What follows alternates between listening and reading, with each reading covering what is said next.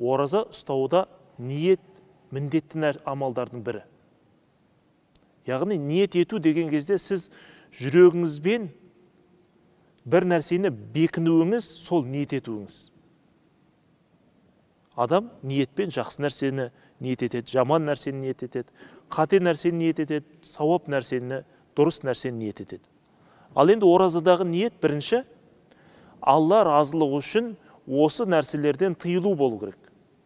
Алла разылығы үшін.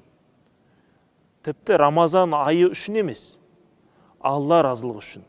Сауап аламын деген үмітпен. Ал енді біреулер ораза айын пайдаланып, елдің бәрі ақыр тамақ ішпейді, мен де тамақ ішпейін, кішкене арықта болайын, денсаулығым түзеліп қалсын, мына асқазан тазарсын деген ниет болса, ол пендеде сауап жоқ. Ол пендеде сауап жоқ. Неге? Өйткені оның ниеті сауап, Алла разылығы үшін емес.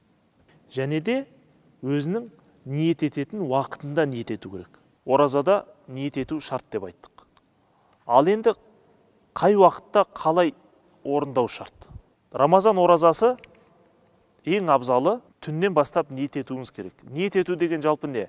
Ертең, таңертеңнен бастап мен оразамын деген нәрсе жүрегіңізде тұрса, сол ниет. Тілмен ниету шарт емес әрине. Жүрегіңізде сіздің ораза ұстайтыныңызды бекінсеңіз, сол оразаның ниеті болып есептеліне береді. Ал ертең сіз оразасыз ба, ораза емес екенсіз ба, емессіз ба, білмей ұйықтасаңыз, онда сіз ниетсіз ұйықтадыңыз деген сөз.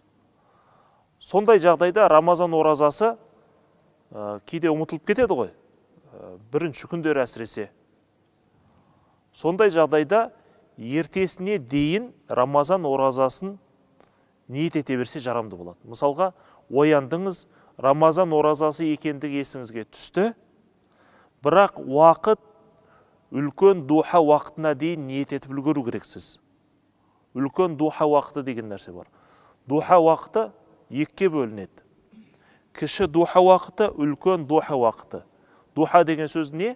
Күннің көтерілген уақытын айтады ғой. Күннің кіші көтерілген уақыты ол таң намазынан кейін, күн шыққаннан кейін, бір 40 минуттан кейін кіші духа болады. Яғни күн найза бойы көтеріліп, шығыс жақтан өзінің нұрын шашып тұрған уақытты не дейді? Кіші духа уақыты дейді. Екінші духа уақыты деген сөз күн төбеге жақындайын деп тұрған уақыты. Күн төбеге жақындап кетуге болмайды.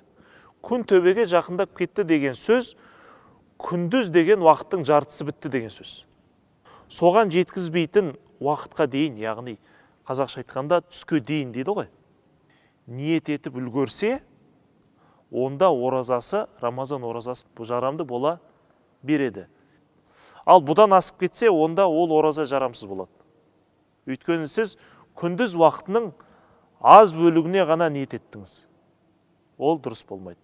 Біз алдыңғы дәрісімізде ниет екі түрлі болады дедік қой, Рамазан жалпы оразаға. Алла разылығы үшін болу керек. Екінші, қайсы ораза екендігін ниетінде біліп тұру керек дедік.